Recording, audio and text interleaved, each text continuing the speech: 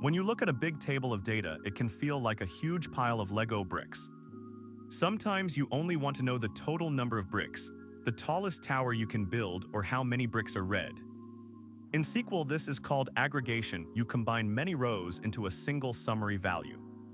Grouping is like sorting the bricks into separate bins, first, for example, by color, then counting or summing each bin.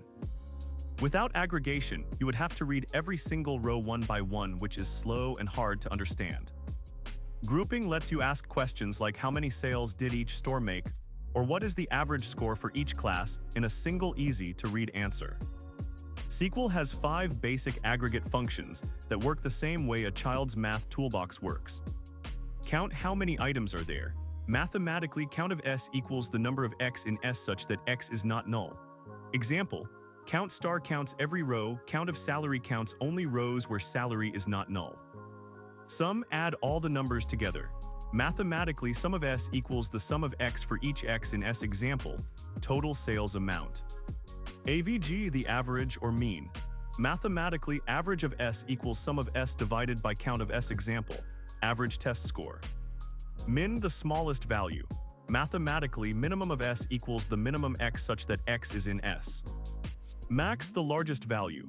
Mathematically, maximum of S equals the maximum X such that X is in S. These functions ignore nulls, missing pieces, by default, just like you would ignore a blank space on a worksheet when you add numbers. Group by clause tells SQL how to make the bins before it runs the aggregates. The basic syntax is: select call 1, call 2. Agfunc call 3 from table name where ... group by call 1, call 2. From a pick the table. Where's throw away rows you don't need before grouping. Group by, create a separate group for each distinct combination of the listed columns. The order of the columns does not change the result. Groups are deterministic because the database treats the set of column values as a key. Select, you may list the grouping columns. They become the label of each group, and any aggregates that use the rows inside the group. Think of it like sorting a list of fruits by type: apple, banana, orange, and then counting how many of each type you have. Both where and having filter rows, but they work at different times. Where is applied before groups are formed. It decides which raw rows get to join a group. Having is applied after groups are created. It decides which groups survive based on aggregate results. Logical equivalence example. -- using where.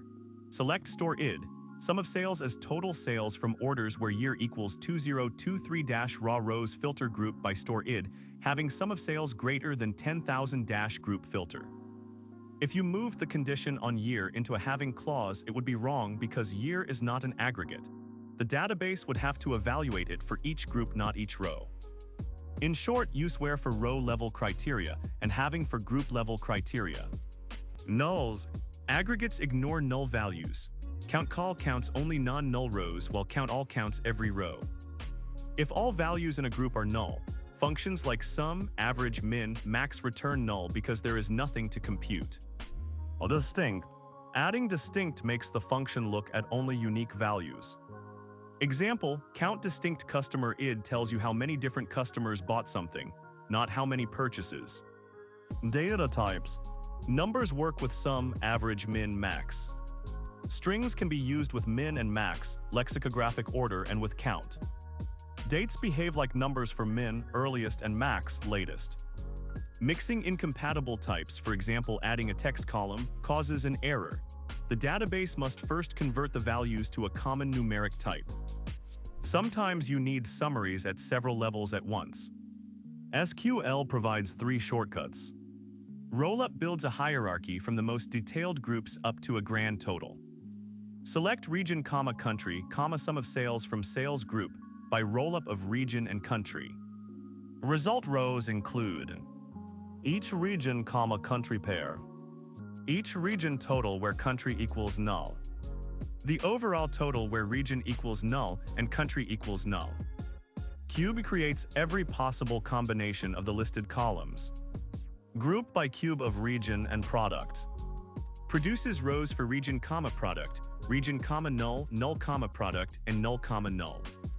Grouping sets lets you list exactly which groupings you want. Group by grouping sets of region, product, and an empty set. This is the same as a cube, but you can omit any combination you do not need. Example calculation.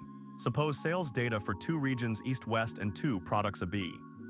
Rollup produces 5 rows, East, A, East, B, East, null, West, A, West, B, West, null, null.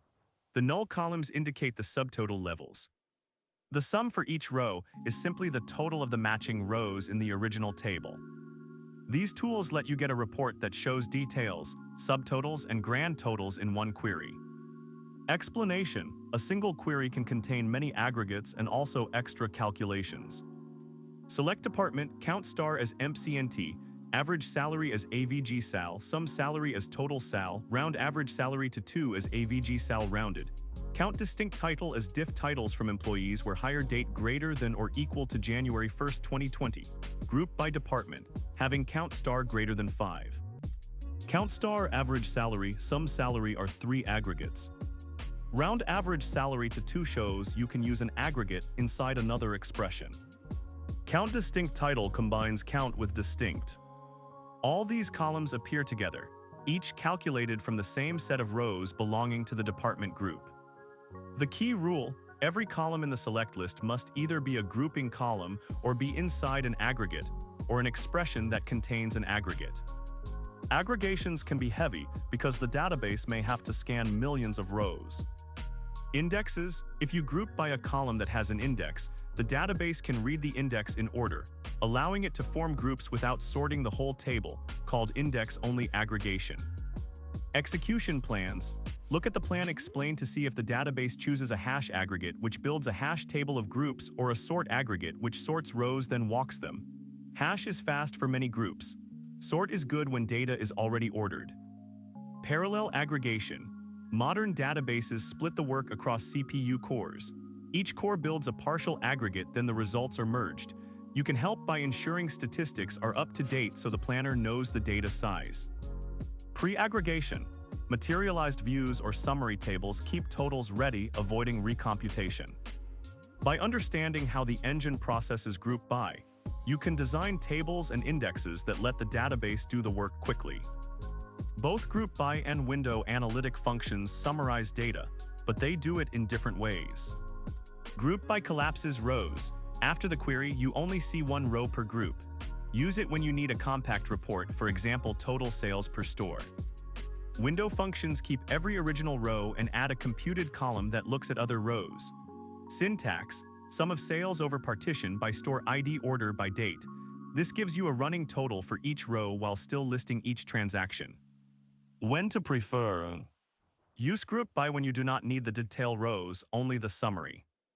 Use over when you need both the detail and the summary together, such as ranking employees within a department, calculating moving averages, or showing each sale with the total sales of its store. In short, group by means make the list shorter. Window means add extra info to the same length list.